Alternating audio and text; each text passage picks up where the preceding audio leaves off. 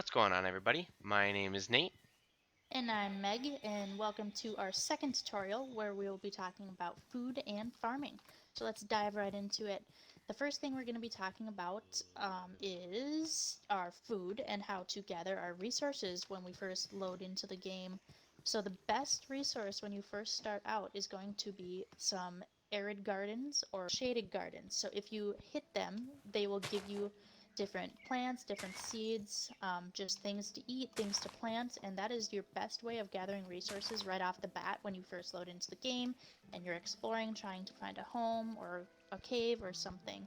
This will be your best first source of food. Shrooms, trees, basically anything you can think of. That will be another great source of food starting out, as well as you can find beds and stuff there, and so villages are a great place to start as well.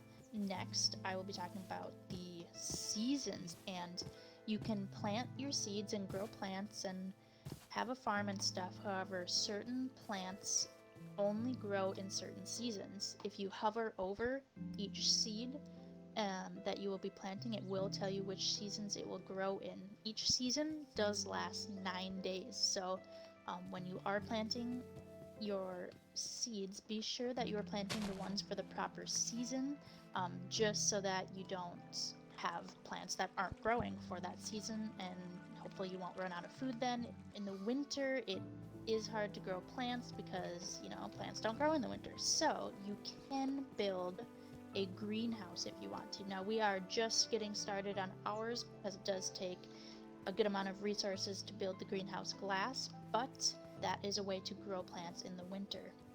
Lastly, what I'm going to be talking about in this tutorial is stockpiling for the winter.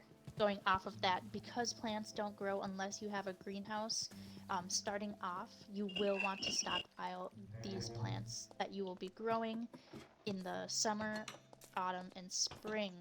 You will want to stockpile those. Make sure you have a lot of them. You can also grow bushes, and there's fruit that grows on trees as well. So just a lot of different resources that you can get, but be sure you stockpile for the winter until you're able to get a greenhouse. And leading into that, uh, depending on what season you spawn in, you will determine kind of how you start out with being able to plant. So a couple of plants that are really important to get are the onion and the kohlrabi.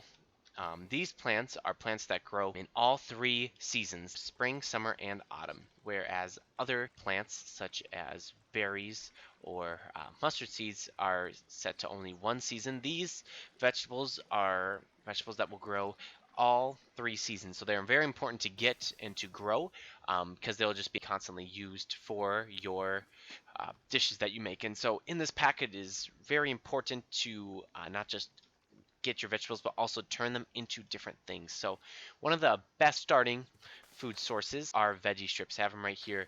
And to make veggie strips, you need 3 vegetables, 1 piece of salt, 1 bakeware, and then a spice, a ginger spice leaf, or a mustard seed. So what's nice about this is that if we look here, our kohlrabi can be used for veggie strips as well as our onions can be used for veggie strips. So there are going to be 2 resources that you can use to create your veggie strips. And with that, we are going to be growing mustard seeds or spice leaves to grow with them, but that can only be grown in the summertime, but it's a 1 to 3 ratio, so you don't need as much of it to make them. The last ingredient is salt. To make salt, you will need a bucket of water and a pot. To do this, you will take your bucket of water, you'll put it into your crafting menu. You can put it right into the crafting menu, you'll get fresh water, but if you put it with a pot, you will get salt. To farm it efficiently and a bit faster without machinery, it is better to put your water bucket into the crafting menu and make fresh water. If you make fresh water, you can also put the fresh water in with the pot and get salt. But when you do this, when you go and collect water, it will be much quicker to farm it quickly because you can take it, put your bucket of water in here, take your fresh water. If you shift click it, it'll put the fresh water there. You just E out of your inventory, your bucket is right back in your hand, and you can grab another bucket and continue to stockpile the salt. And then once you are done, you can take your fresh water and your pot, put them together, and create your salt that way. So that's much quicker than just putting the bucket of water with the pot each time, because you need quite a bit of salt to make up your veggie strips. Veggie strips are pretty good because they give 2 bars of hunger and 1 full bar of saturation. So that will be a good first food source to create. From there, the next food source you're going to want to work towards is the stir fry. The stir fry is pretty easy to make. All you need for stir fry is, again, your vegetables. To our chest here, we started getting our carrots for our stir fry. And if we look at here, we can use carrots for our vegetable stir fry, bell peppers always, rice always, and onion or kohlrabi can go here as well.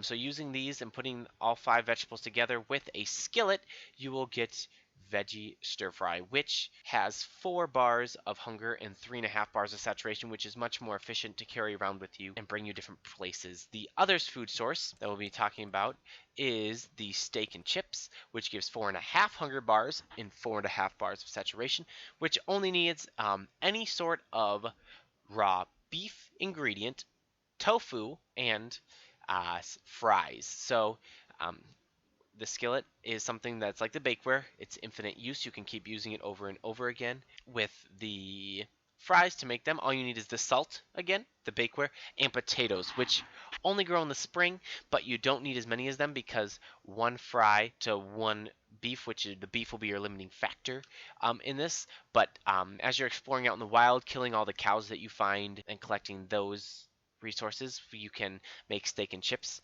which is a very great meal for food. And so those are 2 food sources to kind of work towards eventually. But starting out, the veggie strips are really simple to make and easy to use. So those will be kind of a good starting food source for you and get you started so you can go exploring some caves and not worry about running out of food. Another quick thing, veggie strips only stack to 16 and vegetables stack to 32. So just keep that in mind for your chest spaces. You'll need a lot of chests to cover your vegetables as there are lots of types of vegetables in this pack. And just a reminder, if you take the vegetables and you put them in the crafting menu, they will make the seeds. That is our tips and tutorial on food and farming for Rebirth of the Night. So I want to thank you guys so much for watching, and I hope that you have a great rest of your day.